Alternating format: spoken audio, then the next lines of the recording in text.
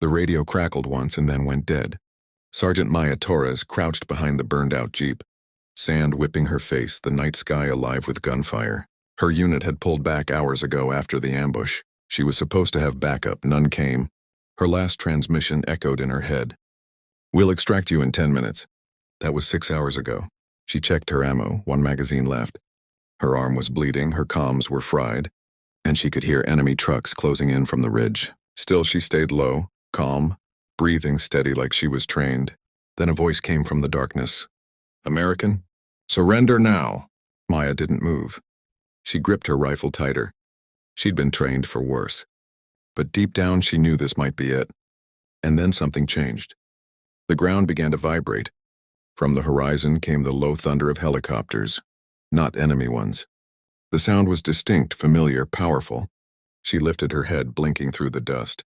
3 black choppers tore across the sky, lights off, blades roaring like a storm. The enemy truck stopped. Confused shouts filled the air. Then came the voice in her earpiece, unclear, steady, unmistakable.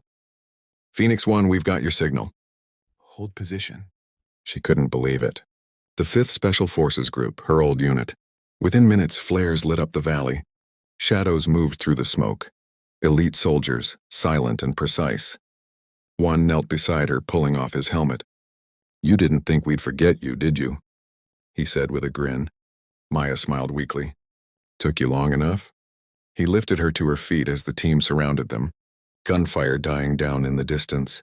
As they flew away under the fading stars, she looked back at the battlefield, the place she thought she'd never leave, like, and whispered, "Never underestimate who's watching your 6. Title, he laughed.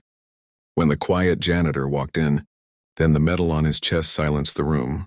The high school gym was packed for Veterans Day. Students whispered and giggled as the janitor, Mr. Harris, quietly mopped near the stage. "Why's the janitor here?" One senior laughed. "He probably just cleans up after real heroes." Moments later, the principal took the mic. "Today's guest of honor risked his life for this country. He's a recipient of the Congressional Medal of Honor." The crowd clapped until Mr. Harris stood up. Slowly he unzipped his worn jacket, revealing a military uniform beneath, the Medal of Honor gleaming on his chest. Silence fell. The same student who mocked him stared in disbelief. Mr. Harris looked out at the crowd and said softly, "Sometimes heroes don't wear capes. Sometimes they mop floors." The gym erupted in applause, and not a single person ever looked at him the same way again.